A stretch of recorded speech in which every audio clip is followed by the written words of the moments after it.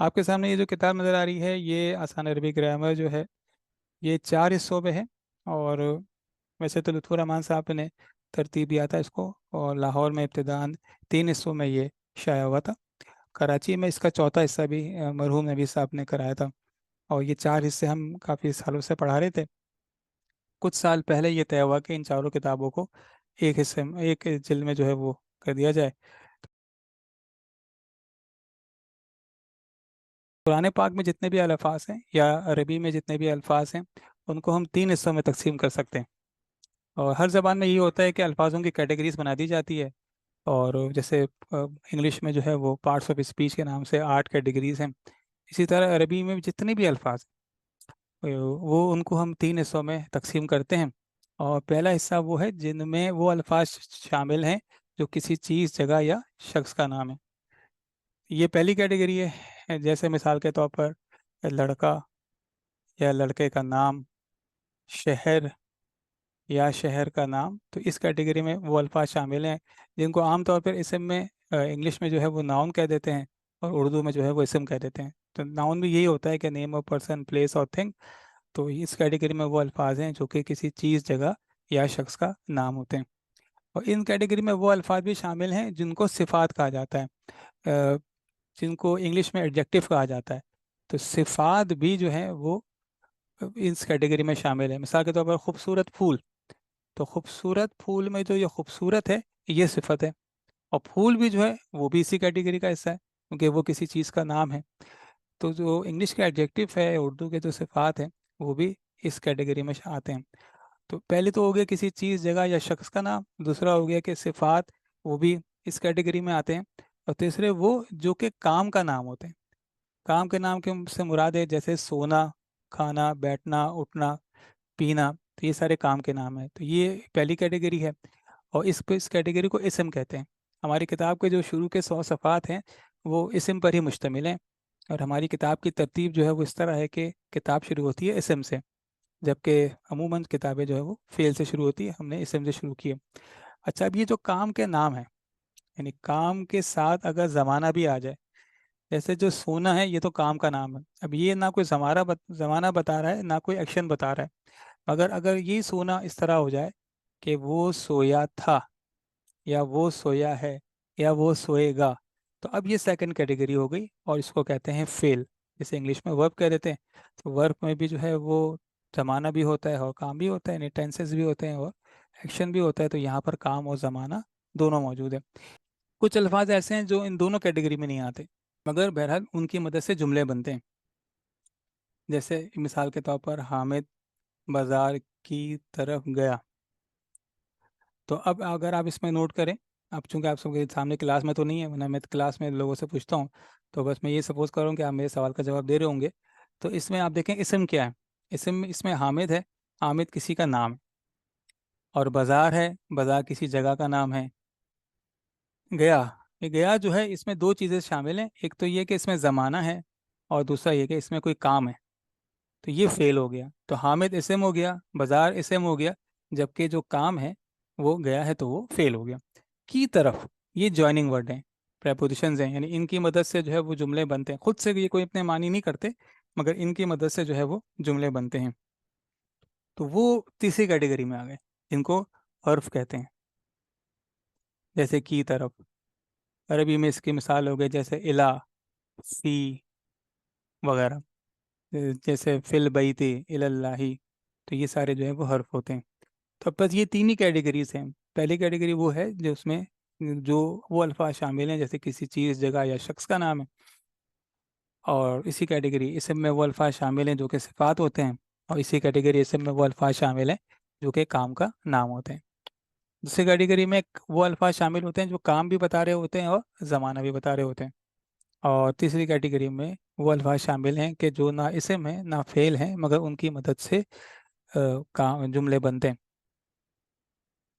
ٹھیک ہے، اب ہم اسم کی بات کر رہے ہیں. کسی جملے میں جب اسم کو دیکھا جاتا ہے تو اس کی 4 چیزیں دیکھی جاتی ہے. مثال کے طور پر یہاں ہم ایک مثال دیکھ رہے ہیں، عابد نے فرزانہ کی 2 کتابیں پڑھیں. تو اب بھی جب ہم کوئی اسم کسی جملے میں اسم پہ بات کر رہے ہوتے ہیں تو کم از کم اس کی چار چیزیں ہیں جو کہ دیکھی جاتی ہیں. پہلا یہ دیکھا جاتا ہے کہ جو اسم ہے وہ کر کیا رہا ہے. مثال کے طور پر اس جملے میں جو ہے وہ پڑھنے کا کام کون کر رہا ہے؟ حامد کر رہا ہے. تو یہ فاعل ہو گیا. یا ہم اس کو ہم کہہ سکتے ہیں کہ بھئی حامد کی جو حالت ہے وہ فاعلی حالت ہے. کتابوں پر کام ہو رہا ہے یعنی کتابوں پر پڑھا جا رہا ہے تو یہ مفعول ہو گیا. ہم یوں کہہ سکتے ہیں جو کتابیں ہیں یہ مفعولی حالت ہے. اور فرزانہ جو ہے یہ بھی اسم ہے مگر فرزانہ نہ پڑھ رہی ہے نہ اس کو پڑھا جا رہا ہے بلکہ اس کی اضافی حالت ہے یعنی اس کی اضافی پوزیشن ہے. تو یہ اس کی اضافی حالت ہو گئی. تو سب سے پہلے جو دیکھا جاتا ہے وہ یہ کہ اسم کی حالت کیا ہے. تو اسم کی حالت میں ہم یہ دیکھتے ہیں کہ اسم کام کر رہا ہے یعنی وہ حالت فاعلی ہے, یا اس پر کام ہو رہا ہے یعنی وہ مفعولی ہے, یا وہ نہ کام کر رہا ہے نہ اس پر کام ہو رہا ہے مگر اس کی تھرڈ پوزیشن ہے, اس کو ہم اضافی کہہ رہے ہیں. تو یہ سب سے پہلی بات ہے کہ سب سے پہلے اسم میں جملے میں ہم اسم کی حالت دیکھتے ہیں. دوسری چیز دیکھتے ہیں کہ جو اسم ہے اس کے جنس کیا ہے یعنی یہ مذکر ہے یا یہ مؤنث ہے. اس جملے میں حامد اور فردانہ پہ تو کسی زبان میں کسی معاشرے میں کوئی اختلاف نہیں ہے, اور اس میں حامد جو ہے وہ مذکر ہے اور فرزانہ جو ہے وہ مؤنث ہے. کسی بھی زبان میں اس پہ کوئی اختلاف نہیں ہے. مسئلہ آتا ہے کتابوں پہ.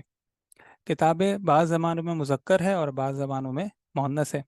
جو کتاب آپ کے پاس ہے اس میں بھی مثال دی گئی ہے دہلی والے اور لکھنؤ والوں کے. تو کوئی دہلی کو کوئی دہی کو کھٹا کہتا ہے اور کوئی دہی کو کھٹی کہتا ہے. تو یہ ہم کس طرح پہچانیں گے کہ عربی میں جو ایسا لفظ جس کے جنس پہ اختلاف ہوتا ہے اہل عرب اس کو کون سے جنس سے کہتے ہیں یعنی مذکر کہتے ہیں یا مؤنث کہتے ہیں. تو سب سے پہلے ہم حالت دیکھیں گے, دوسرا ہم جنس دیکھیں گے, تیسرا ہم دیکھیں گے عدد یعنی وہ واحد ہے یا جمع ہے. اردو میں واحد و جمع ہے, انگلش میں سنگولر پلورل ہے. تو ہمیں کیسے معلوم چلے گا کہ یہ عربی کے اندر یہ واحد ہے یا جمع ہے؟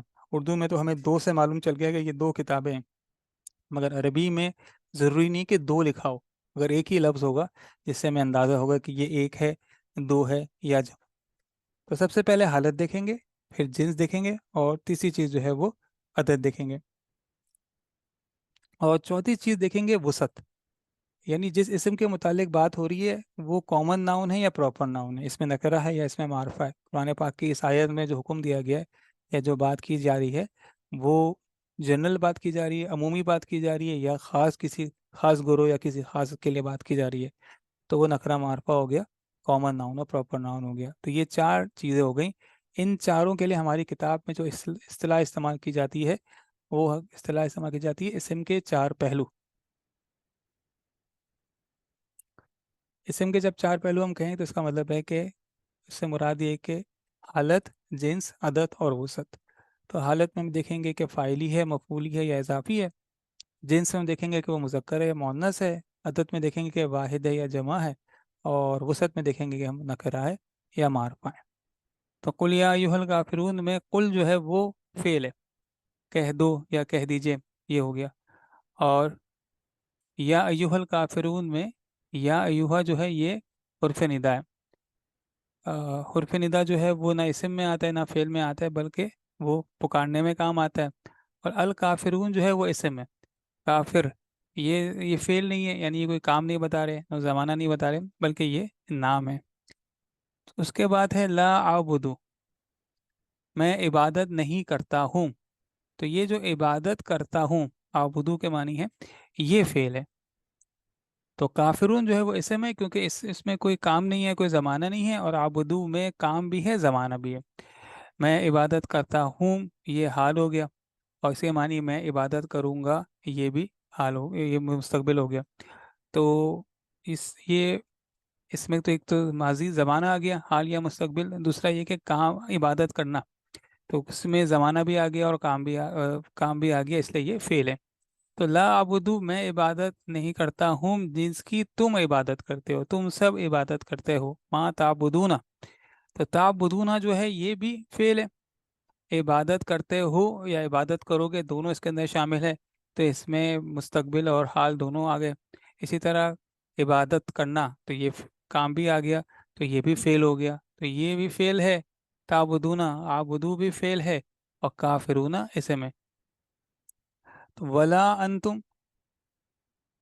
اور تم نہیں عبادت کرتے ہو، اور تم سب نہیں عابدون، اور تم سب نہیں عبادت کرتے ہو۔ ہم تو ترجمہ کر رہے ہیں تم سب عبادت نہیں کرتے ہو، مگر عابدون اسم ہے، عابدون کی جمع ہے، عابدون واحد ہے اور اس کی جمع جو ہے وہ اسم ہے، عابدون ہے۔ تو دیکھیں یہاں بھی عین با دال ہے، یہاں بھی عین با دال ہے، مگر یہ فعل ہے اور یہ اسم ہے۔ اور نہیں تم سب عبادت کرتے ہو، ما عابد، جس کی میں عبادت کرتا ہوں۔ اب یہاں جو آبدو ہے یہ فعل ہو گیا، تو یہ کچھ ہمیں اندازہ ہو رہا ہے اسم اور فعل میں، صرف ہمیں عربی میں بس یہی سمجھنا ہوتا ہے، یہ پہچاننا ہوتا ہے کہ اس میں اسم کیا ہے، فعل کیا ہے۔ تو یہ تو ہو گیا اسم و فعل، حرف تو معلوم چل جاتا ہے کہ جو نہ اسم ہے نہ فعل ہے وہ حرف ہو جاتا ہے۔